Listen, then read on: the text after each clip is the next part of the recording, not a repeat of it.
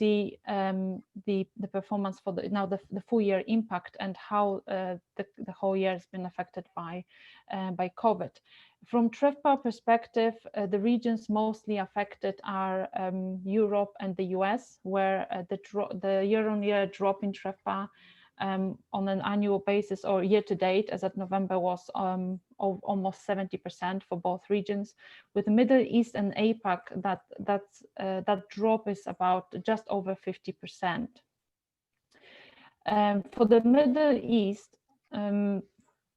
Middle East, actually, that's been the strongest month so far, both in terms of TRevPAR and GOP performance. I will show the occupancy in a moment as well, of how they've been performing. Obviously, for them, it's now the high season that it's coming. They had a lot of initiatives to revive the domestic tourism, which really helped the performance in that region. And this, not only that, they also are seeing a little bit a comeback of some corporate travel and even conferences back in the region. For the US, unfortunately, November has been a very difficult month. They reported October as positive in terms of GOP, and that was really the only positive month for the US. Now, unfortunately, they're back below the obviously the zero, so below, and they are negative GOP at the moment. Europe, obviously, another very difficult month. We had positive August and September in terms of GOP.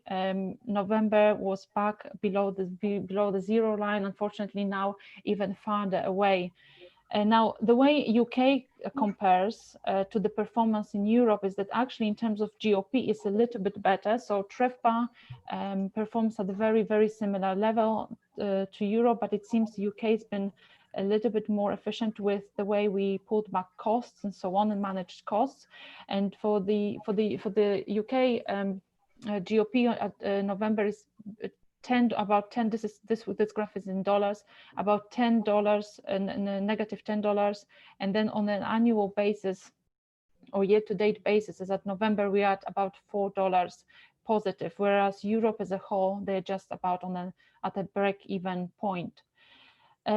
As mentioned as well, obviously we've got a lot of recovery. In my previous presentations, I was showing as well China's performance and the recovery in China. And in some of the KPIs are showing that China is almost back at the previous year's levels. So profitability in November in China wasn't as strong as October. However, that was due to the fact that in October, China had they had a holiday or festival time, autumn festival, that resulted in much higher ADR levels. And this obviously translated in much better profitability. So this month is a little bit, it's not as good, not as high as it was in October, but still a relatively strong month for the Asia Pacific. Now, as for monthly occupancy and how this is looking, that's looking from last year until now. Again, unfortunately, you know, the European countries here at the bottom, as well as the US, the purple line, we're seeing a downward trend in terms of occupancy. Europe at the moment at about 15%. Again, Europe overall at about 50% occupancy. UK is slightly ahead with 18% occupancy, so a little bit better than Europe. And we see again, like I mentioned, upward trend in the Middle East, which is very encouraging. And actually, from what I can see, December is also looking very strong for that region. Now, and when it comes to China, the occupancy is at just over 60%, and that's really, really very close to what China was performing last year.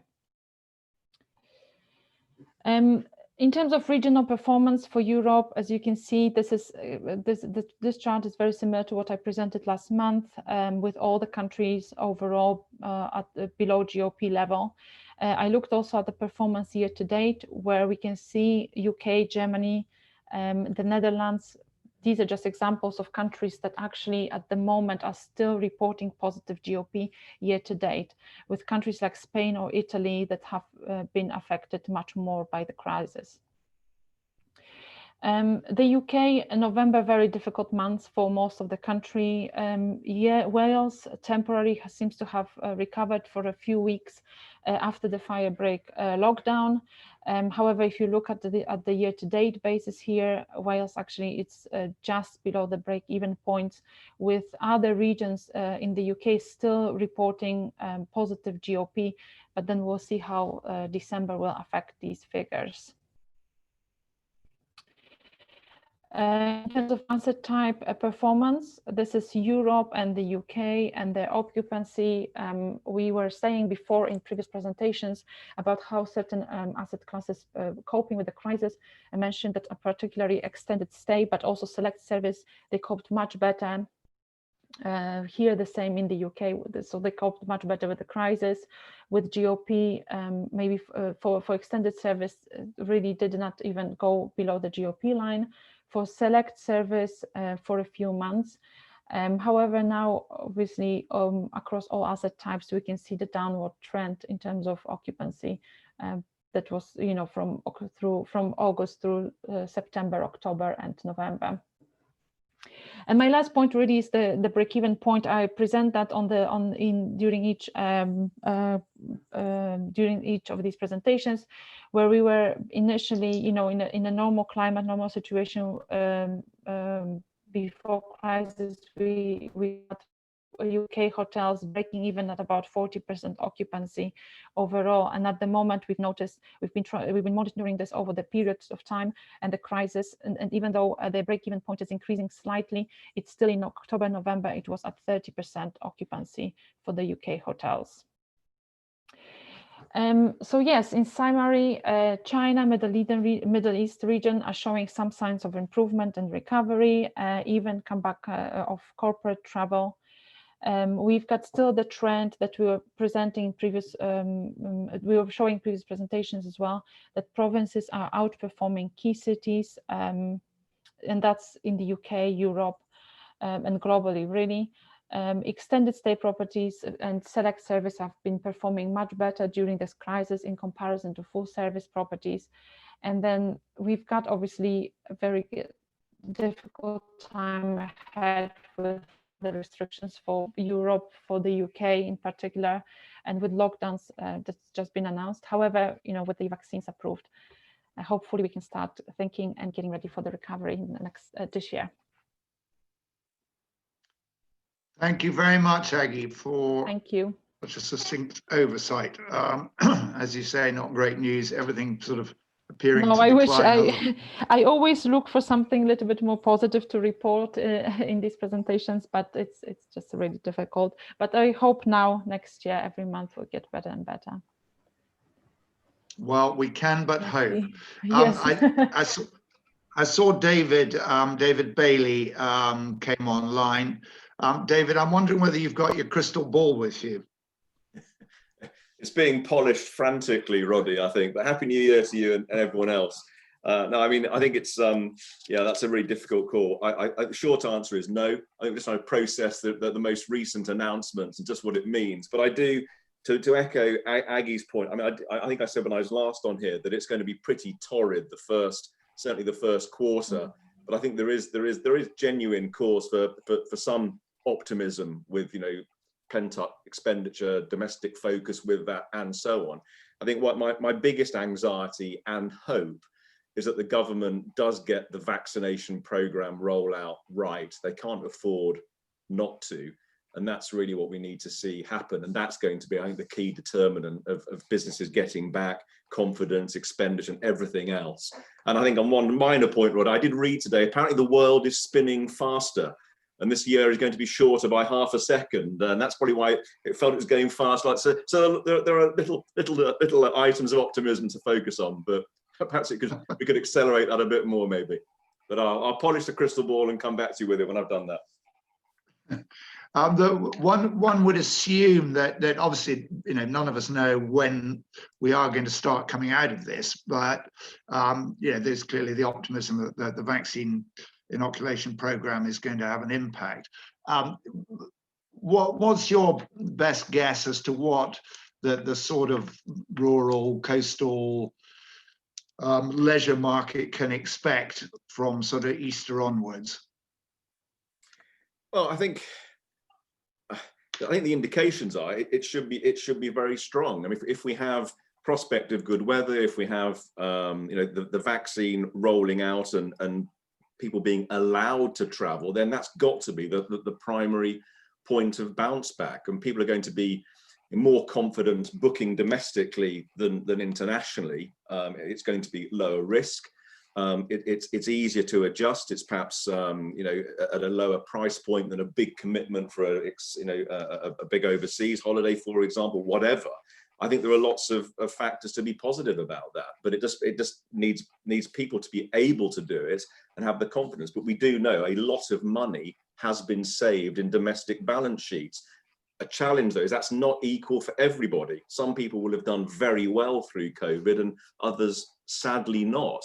But for those that have had a good COVID, if you could have such a thing, I think they will be looking to get out and spend. And everyone wants to get down the pub. Everyone wants to be, I was listening to your update, Roddy, that I couldn't be in person, but listening to the recording. Everyone wants to get down the pub. Everyone wants to be hugging excessively as is socially acceptable. And I think, we want to be spending money at home and getting out and seeing loved ones and everything else. That's got to benefit rural areas. So I hope that they have a strong sort of summer performance and beyond. That's what I really hope for.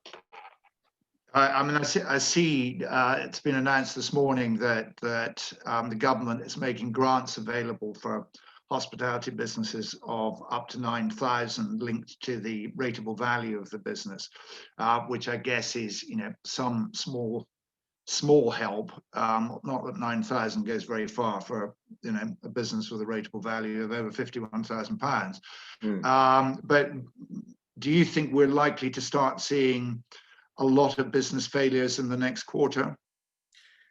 I think sadly there is a lot of distress, depending on how you define distress. And we've talked before about the focus on liquidity and business survival. And I think the current new lockdown is going to impose severe restraints on business and tip some over the edge for sure. And that's a very sad consequence. There won't be enough support to help everybody, and I guess we'll lose some good businesses and perhaps some not so good businesses. Coming out of it, we are going to see, I think, a strong demand uptick, a constraint on supply, either through a slowing development pipeline or sadly through closure of some businesses, will be to the benefit of those businesses that have stayed open. I can see Sally on the call, and she was emphasizing resilience in her Christmas message. And I think those businesses that have been resilient and flexible in their response will be in a good place. And I think that the sadness is, Roddy, that not everyone is going to be left standing at the end of this. And we are in a tough period, and banks will not be showing the same level of forbearance as we perhaps come out, when they start to look to the opportunity of sort of managing their portfolios. But that in turn, though, will lead to activity in the transactions market, and that in turn will create new iterations, new ideas, new impetus. So there will be positives, but there's no hiding and shirking the pain that some are going to suffer, and that is the sad tragedy of it. Yeah. David, thank you very much for that. And Aggie, thank you again for your review of performance over the last couple of months, which is not terribly exciting or encouraging. But as David says, I personally am optimistic that as we move forward towards Easter, things are likely to improve, provided the government does roll out its inoculation program effectively. So, David, thank you very much. If anybody's got any questions, as per usual, please drop them into the chat box, and I will pose them to whoever you want me to direct them to.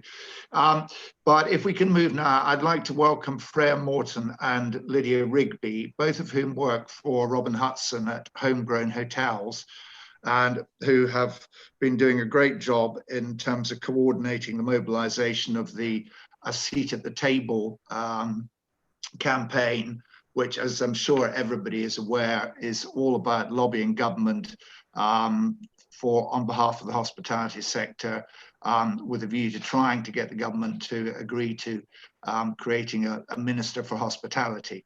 So I've got a little PowerPoint here, which I am going to, if I can make all this work, I'm going to put up for you, ladies. I'm not sure. Wait a minute. Can you see that? No, you probably can't see that. Wait a minute. Hold on. Just give me 1 second. See if I can make the technology work. Right,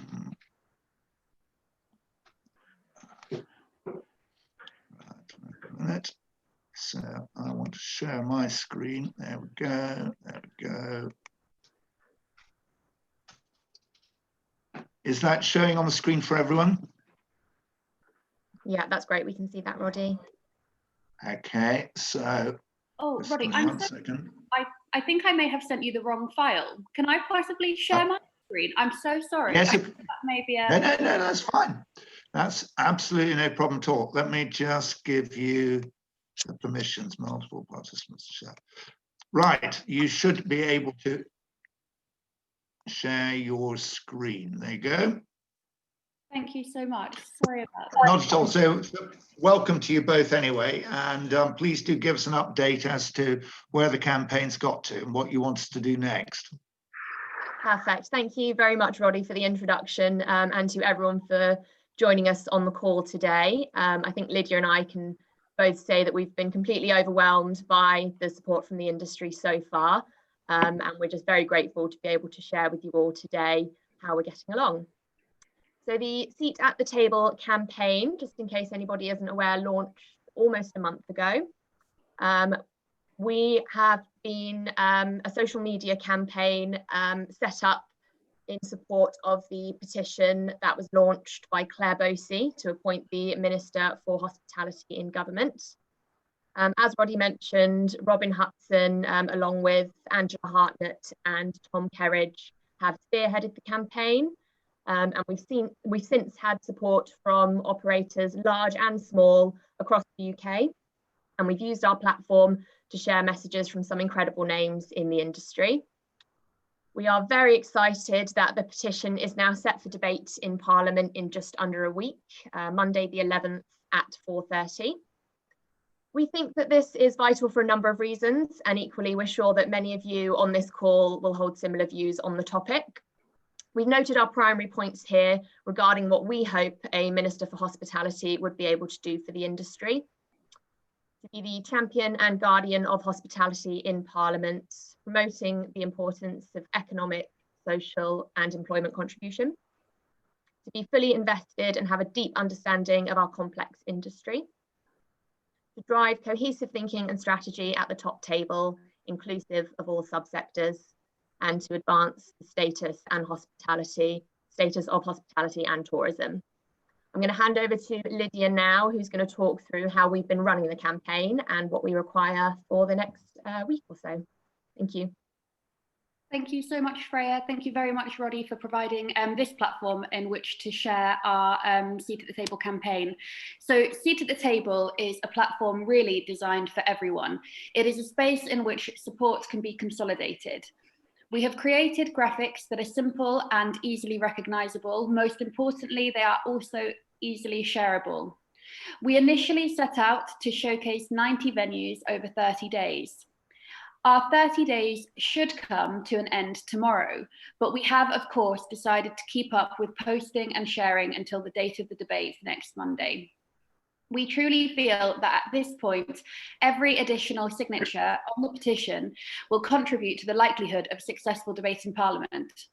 As of this call, the petition currently stands around 185,000, and we would love to see this number increase.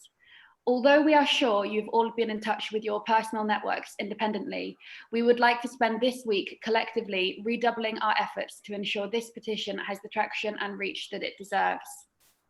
Please, after this meeting, consider resharing our media, either on social media or by email with contacts. And I believe that we will be sending some things across to attendees via Roddy after this meeting.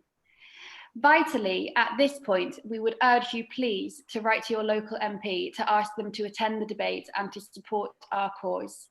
UK Hospitality will kindly be providing a draft letter later on today. Please do feel free to use this or write something of your own. Please reach out to them either by traditional means or lobby on Twitter and Facebook.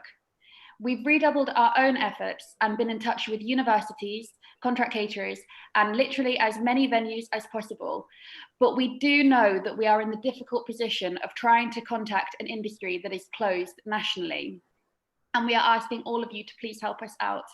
Please do not hesitate to contact us should you have an idea about how we can more effectively spread our message. Thank you so much for listening. We will hand back over and hopefully catch up with as many of you by email in the coming days. Our emails are below, and you can also contact us anytime. Thank you so much. Thank you very much indeed, Lydia. As Lydia and Freya outlined there, we will be circulating that information in the follow-up email after this call. If anybody wants to get directly in touch with Freya, or will be on that, please do everything you can to encourage your teams, your friends. You don't have to be in the hospitality industry to sign the petition. So if you've got chums who are nothing to do with the industry, but most people use the industry one way or another somewhere along the line, even if it's a pint down at the local pub, then do please encourage as many people to sign the petition as possible. Kate Nichols, actually, who I think may be on the call today, I'm not sure, but she made the point when I heard her speak a couple of weeks ago that actually 100,000 is just the threshold to get a debate in Parliament. But clearly, if there are 200, 300,000 signatures, that debate will carry an awful lot more weight and people will pay more attention. So that's really only first stage. So we will also circulate the copy of a draft letter which you can send to your MP, which will be coming out of UK Hospitality. So that will follow in due course. So thank you again, Freya, and thank you again, Lydia. And thank you for being so brief, which is much appreciated. Right, so without further ado, I'd now like to welcome back David Reed, Chairman of Prestige Purchasing. David has spoken to us in the past on a couple of occasions. David's ideally positioned as head of one of the UK's primary purchasing businesses to give us an insight into what Brexit may mean for us, what it may mean for small businesses and perhaps for large businesses, and what we should be doing to prepare. So, David, can I give you the floor and please tell us what we need to know?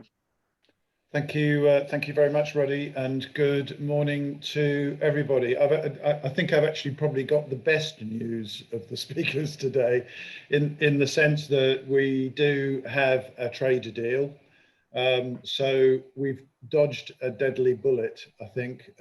Unfortunately, it ricocheted and still hits us in the leg, but it's much better than it might have been. And also, I'm going to talk a bit about what's happening to food inflation, because actually, one of the good things about what is happening at the moment is that food has now swung into deflation because of the lack of demand in our sector, which is something we can all take advantage of. So if I may, I'm going to share a quick slide deck just because it's popular to do that. Let's try and get that onto, there we go. So just going to give you a quick overview on food and drink supply in 2021. Just for those that don't know about Prestige, what we specialize in doing is helping hospitality operators from the very small all the way through to actually some of the largest companies in our sector. And we help them actually improve their food and beverage margins by managing effectively the input costs, quality and availability of product. And we do that through expertise and rich market data, which is something that many of our competitors don't do. They aggregate volume, and we're a very transparent business, so you can always see what our costs are. And those are some of our clients. We do a lot of work in hotels, we do a lot of work in the dining sector, and also the contract catering sector. Anyway, you don't want to hear all that, you want to hear this stuff. So just a quick reminder about what the key food and drink cost drivers are before we talk about Brexit. The main ones are currency, because about half of our food is imported every year, and a weaker pound pushes up import costs. A weaker pound also drives home producers to sell their product abroad, which also pushes up prices here. So actually having a stable currency is a good thing. Weather, obviously, by its very nature, is impactful. Yeah, floods, drought, storm, and ice, and global heating at the moment is having a big effect, and certainly last year had a huge effect on some food crops. Trade has a big effect, and Brexit obviously is a big part of that. Supply and demand. At the moment, we've got very low demand going on, which is deflationary, which is obviously a good thing. Seasonality, we import a huge amount of fruit and veg and produce in the winter, much less so in the summer. Labour supply is a big driver of food and drink cost at the moment, in the sense that leaving the EU has caused some really serious labour problems on picking and harvesting. Commodity markets, coffee, tea, sugar, oils particularly, and then disease, both human disease, we've seen the impacts of COVID upon food and drink costs, but also plant disease. You know, there's probably the biggest one that everyone will be familiar with is phylloxera, which hit the wine production in the world very hard earlier last century. But there's lots of others like rusting coffee and so on. So those are the things that impact food and drink cost every year. But we've got some interesting things going on now in the food and drink markets. You know, international freight at the moment is in total disarray, partly through Brexit, but actually mostly through COVID, because particularly the container ports are really struggling because they've got containers in the wrong place on the planet. COVID restrictions obviously are driving food costs down at the moment, which I'll talk about a bit more in a moment, but it's also causing horrendous amounts of waste in the supply chain. You know, just the decision that was made last night will cost the country a lot of money in wasted food. But there are probably two things that are going on at the moment that are really important for operators to be aware of. One is that your drop sizes, in other words, the amount of food and drink that arrives on a truck at your hotel will be much smaller, and that is really impacting suppliers' margins, and that is in turn really impacting suppliers' available cash and liquidity. And as a result, one of the things you are going to see, in fact, we're seeing it a lot already, is that suppliers are starting to tighten up significantly on credit terms. And in the dining market, they're actually refusing to trade with a number of people because of the state of their balance sheet. So that's something that really wants to be kept a really close eye on, and good quality communication with suppliers is critical in that situation. This looks like a busy slide, but I'll just try and cover it off as briefly as I can. This shows inflation of food and drink in 2019 and 2020. And you can see the red line along the bottom shows CPI, which is the National Statistics Consumer Price Index for food and drink. And the blue line shows FPI, which is the Food Service Price Index, which is a index that Prestige produces from about 8 million lines of transactional data, which we gather every month from all the major suppliers in the industry. And what that shows, if you look on the left-hand margin, you can see there is an index number. Basically, both the CPI number was reset to 0 in 2016, and we started FPI in 2016. And you can see that the price of food in the kitchen has inflated massively, even by the beginning of 2019, where the index was at 114 compared to just over 102 on the price of food in shops. Now, what you can see since then is that last year, because of a lot of climate events, we had a 6% food inflation in the food service sector. But during 2020, good news is that fell dramatically. I know we bought a lot less food, but that was the main reason why. We only had 0.5% price inflation in 2020. And in fact, that's probably going to continue. It's going to be fairly muted in the year ahead, which I'll talk about in a minute. So just talking about Brexit briefly, just as a precursor to that, it's important to understand where our food comes from. A little over half of our food comes from within our own resources in the UK. About a quarter today comes from the EU, and about 20% comes from the rest. And that's quite important to understand, because this may change as a result of Brexit. It probably won't change materially in the short term because we've now got a trade deal. But as we strike trade deals with other nations and parts of the world, we are likely to see the EU reliance reduce somewhat, and we're also likely to produce more in our own shores as well. So the whole thing will squash down. This is a slide that we were showing throughout December when everybody was asking us about what would happen in the event of a deal and a no deal. And I thought I'd just put it up here for interest, really.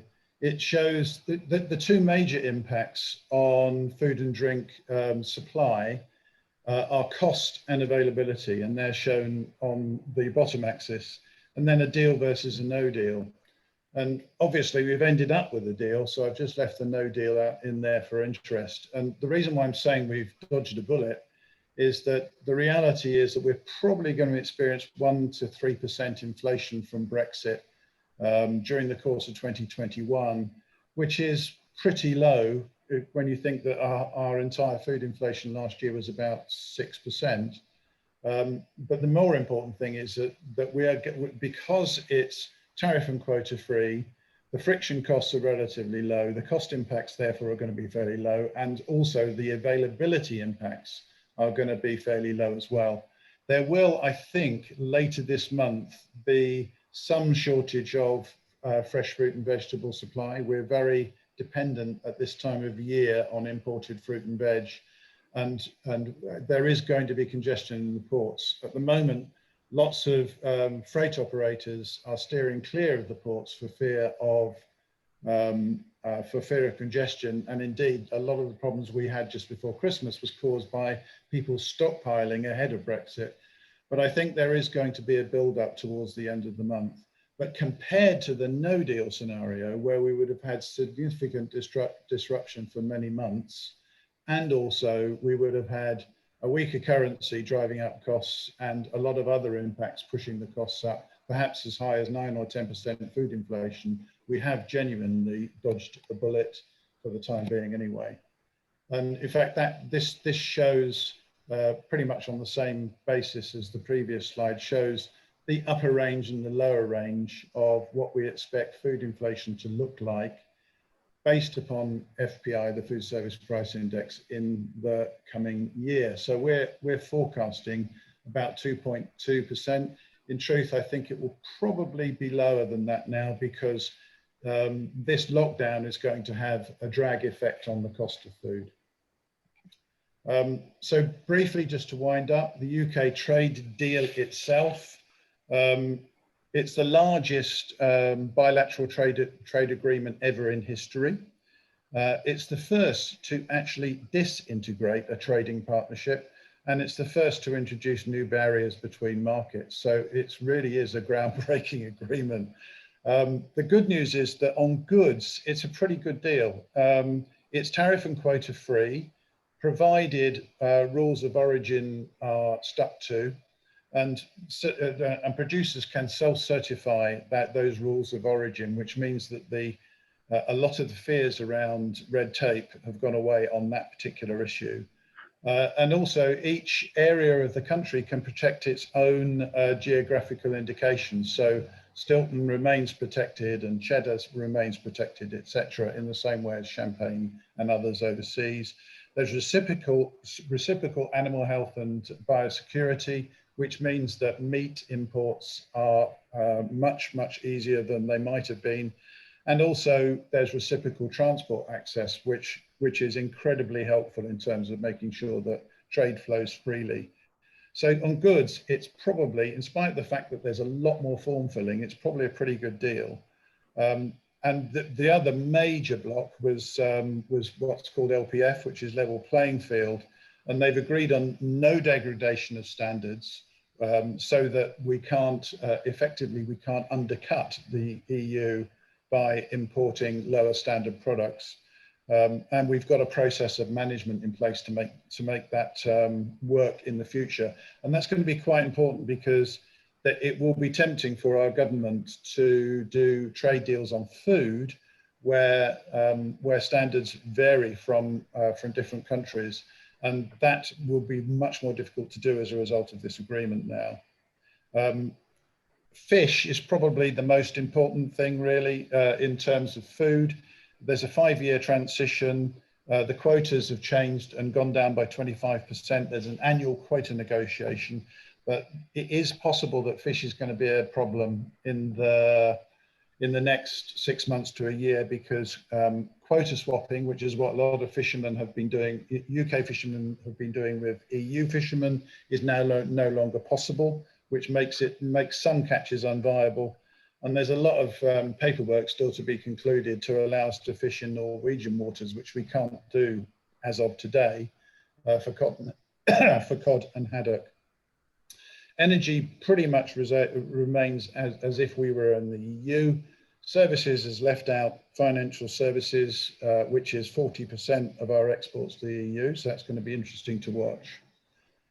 So that's really it. And just to make the point that if you think Brexit has gone away and is now finished, I suspect it's not.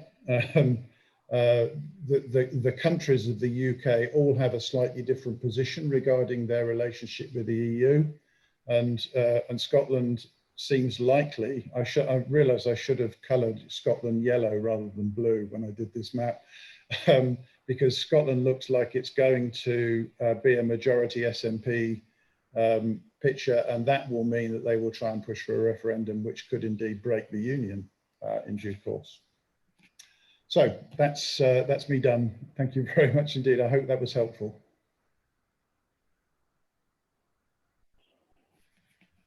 David, thank you very much indeed. Very insightful, and for somebody who doesn't know an awful lot about the supply chain, very interesting.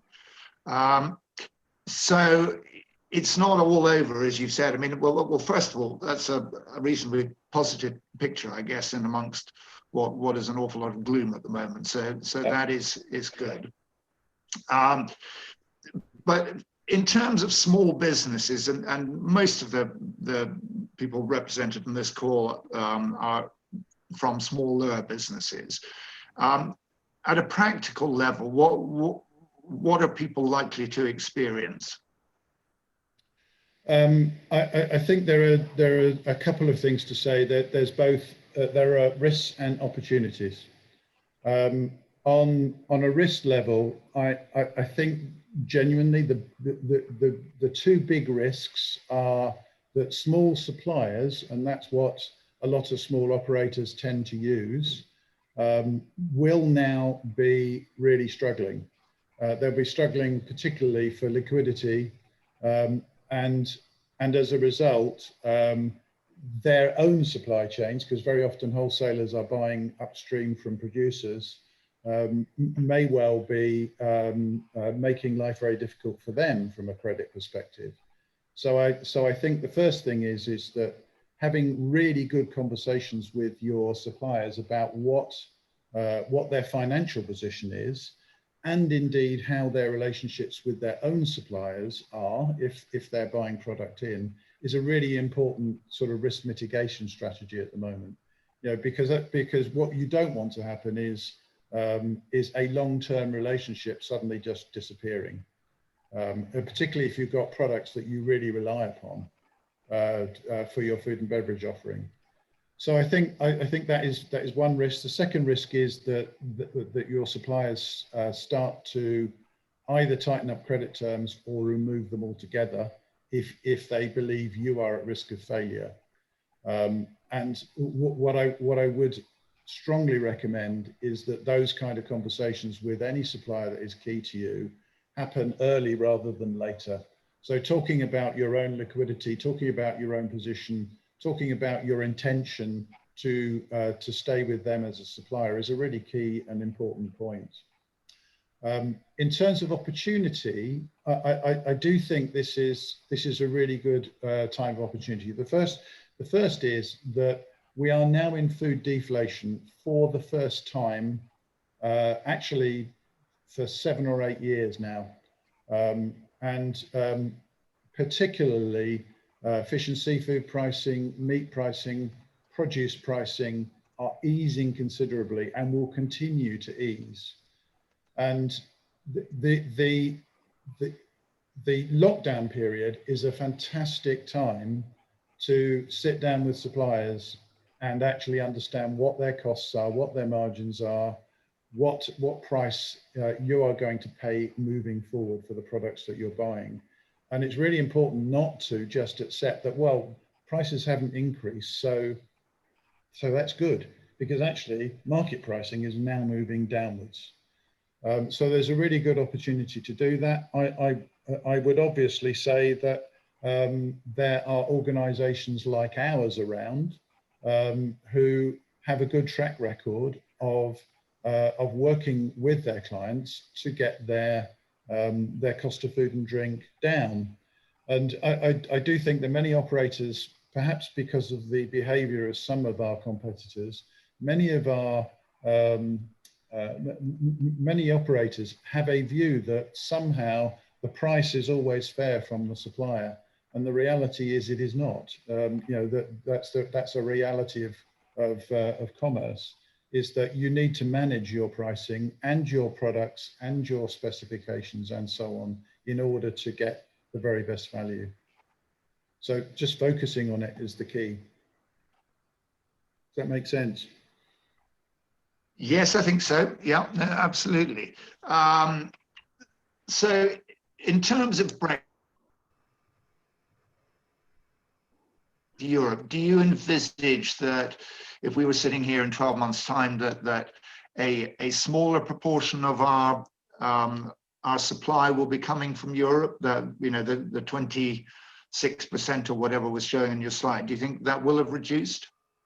I do think it will reduce, Roddy, for the simple reason that I think there's two things. One is we will strike trade deals elsewhere in the world. Yeah, I'm on a call. The one I thought was yesterday. Hello. There we go. Sorry, got silenced him. Good. We will strike trade deals elsewhere in the world, which will transplant some European volumes. And secondly, we will onshore product as well. I think one of the realizations of COVID has been that we are quite exposed through those channel ports, and COVID and Brexit together has made the country realize that from an availability perspective, we're very dependent upon those fast-moving supply chains to get food in onto our supermarkets and into our kitchens. So I do think that there will be more and more UK growers focusing on home markets. So we will see that change. And I think that's a good thing as well. I think it'd be great for the opportunity for really great quality product traveling far less distance than it does today, which is good for sustainability and good for cost. There's a comment, bleak question here from Charles Prue, which is it not the case that the UK has agreed 63 trade deals with more to come? Will that have an impact on food cost of sale going forward?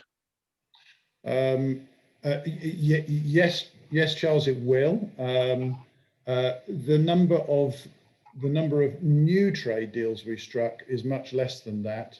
A lot of those trade deals are in effect carbon copies of the EU trade deals because when we're in the EU, we trade through the EU deals. When we leave the EU, they don't exist anymore, and a lot of those have been replicated.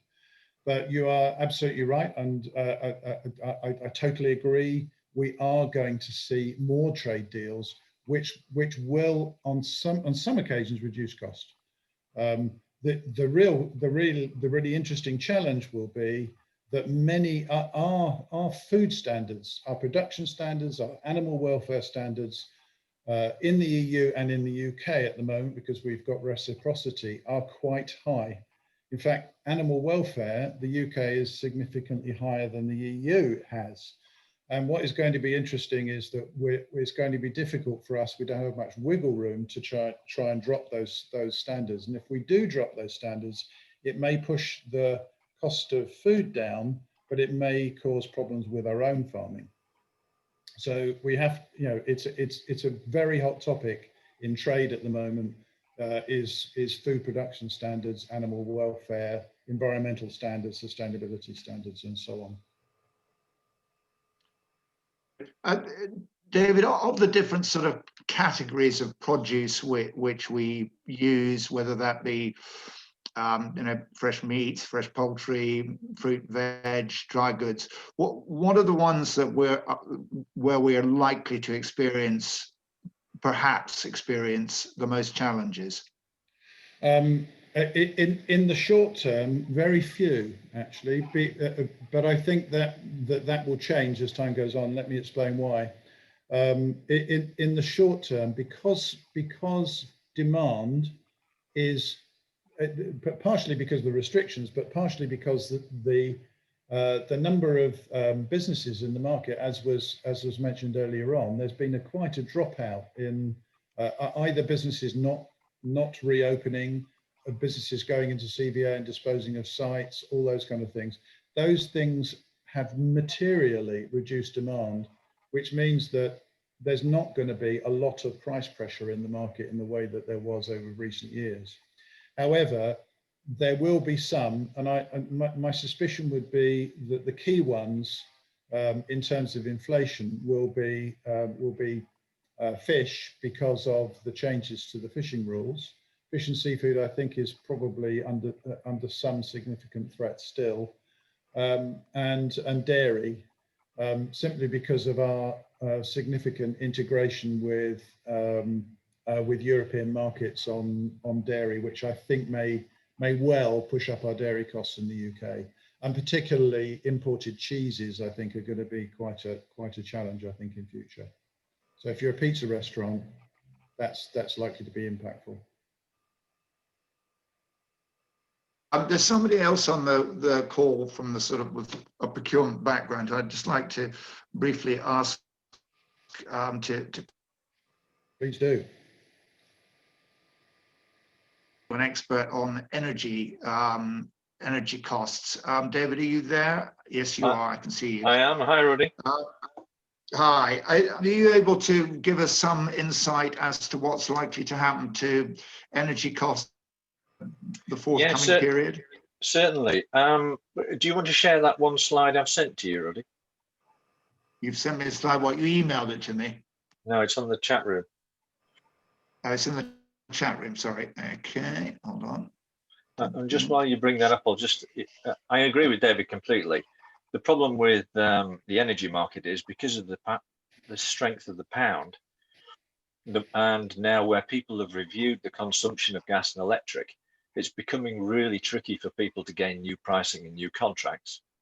Also, the people that are in existing long contracts, historically there were something called a take or pay element in half-hourly electric, and that's now starting to be imposed by the energy suppliers because the consumption's gone down. So one of the things that I would certainly ask people to do is to check what they're actually got, and also be very careful about when you serve notice and how you serve notice for buying new contracts. The energy market, as you'll see from this slide, when Roddy manages to lift it, in March it went down like a brick. Same with the oil price. So those of us that were doing LPG contracts enjoyed a very nice opportunity to fix, which was great. But as we'll all now start to experience on the pump price of diesel and petrol on the forecourts, it's now starting to gather a bit of traction, which has a knock-on effect for distribution. So this is a tracker from the last 12 months. So you can see there in March, the severe dip, and then it started to gather its pace again, going up to the end of the year, and it's continuing to go that way. There'll be two seasonal dips as usual, one Easter and one in August next year, which will give us some opportunities to buy. But at the minute, the market is gathering traction as far as cost increases. So that's sadly one of the things that's going to come through into the distribution, and it's certainly hitting the linen market. So when people are looking at the smaller regional linen companies, as David said, that they're a risk because the costs are going to hit them quite hard because they couldn't move fast enough with their contracts for gas and electric. Hope that helps already. Is that okay? Well, I guess just a follow-up question to that is any advice for people in terms of what they should be doing during the next couple of months of lockdown? The next couple of months, everybody should be contacting their existing suppliers and telling them their existing meter readings. If the meter readings are being read or not read, to check that you're not going to get a surprise when you come to a potential contract end date where you could end up with a big bill, or conversely where they owe you a lot of money and you need to get that money back obviously into your P&L. And that's one of the opportunities, because a lot of people forecast on your 12 months consumption previously, so they'll be over forecasting, so potentially there could be a credit on your account which you could get back off the suppliers, and they're not quick at getting it back. So that's something I'd certainly start to work on now. And thank you, David. Good. Now, Mark Crothall sent me a note. Mark's the Chief Executive of the Scottish Tourism Alliance. So he apologised for not being able to join us this morning, but he did send me a little bit of an update, which I thought might be helpful, particularly to those of us based north of the border. He says, "Good morning, Roddy. Happy New Year to you. Apologies, but not able to attend this morning as I have other meets scheduled following developments over the past few days. Next week, clash with the STA's own bi-monthly destination forum meet, blah, blah. But anyway, here's an update. It remains interesting and very challenging times for all, and I still fear that we are to see many more fail in coming weeks unless there is a serious level of increased support for tourism and hospitality businesses UK-wide. I also think realistically, unless there is a massive shift backwards in the new COVID variant and the current projected vaccine supply to Scotland is accelerated, we will be looking at a gradual April-May Scottish staycation return in Scotland with little or nothing else before that. Hopefully, the Chancellor's announcement today will provide some financial headroom for the Scottish Government to upweight the grant support already announced pre-Christmas to those businesses that are having to absorb the greatest fixed costs over the coming weeks. The various grant schemes that were announced by Scottish Government pre-Christmas, which cover the bulk of the sector, should, I hope, start to be able to be applied for some time mid-end next week. It all depends on those administering the grants, getting the process in place, and with the majority only returning to work today, it may take longer, but it is a priority. Separate to this, the Scottish Tourism Alliance and UK Hospitality and other UK national hospitality trade bodies continue to press both Scottish and UK governments hard for, one, an extension of business rates waiver for a further year. Re-emphasised this only yesterday in my meet with the Cabinet Secretary for the Economy, Fiona Hislop, plus we and other nationals. Two, for a commitment to extend furlough beyond April, and three, to keep VAT at 5% beyond March 2. There are, of course, other things being pressed for too, so lots to be getting on with, not forgetting we have the Scottish election in May. In case you've not seen it below, is the summary of the STA posted yesterday of what is permitted in Scotland in these coming weeks of lockdown following yesterday's announcement. All the best, Mark. So I will forward that, I will circulate that round to all parties together with the what is and what isn't allowed. Good. So, David, thank you very much indeed. Well, David Reed, David Bailey, thank you also for your input, and Aggie, thank you to Lydia, and thank you to Freya. we will forward on all the information which has been discussed. And thank you to the rest of you all for dragging yourselves back to work on this in Scotland, the first day back, in England, the second day back. Nice to see so many of you online, and look forward to seeing you again over the coming weeks. Next week, the meeting is actually at 11 o'clock rather than 10 o'clock because we are welcoming back Fergus Ewing, who's the Scottish Cabinet Secretary responsible for tourism and the rural economies. And we're also welcoming back Mark Forrester from Hotel Benchmark, which is a benchmark which tracks effectively social media activity and is quite insightful in terms of impact and web presence. An interesting lineup next week as well. Very much hope as many of you as can will make it. Thank you once again to all of you, and I very much hope you stay well and stay safe out of the way of the new variant, which is clearly pretty nasty. Michael Gray's just said thanks, Roddy, and thanks to all the presenters, all of whom has just disappeared, all of whom gave, where are we? Provided excellent takeaways. Brilliant session as always. Thank you, Michael Gray. Thank you also to all of you who've sent very kind comments, and they're all very much appreciated. So look after yourselves, guys. We look forward to welcoming you all back, and May 2021 proved to be not quite as dreadful as we hope, but at least there's some positive news on the supply chain front from David to take away. Thanks very much, everyone. All the very best. Thanks, Roddy. Pleasure. Thank you, Roddy. Pleasure. Great pleasure. Thanks, Roddy. Yes. Great pleasure.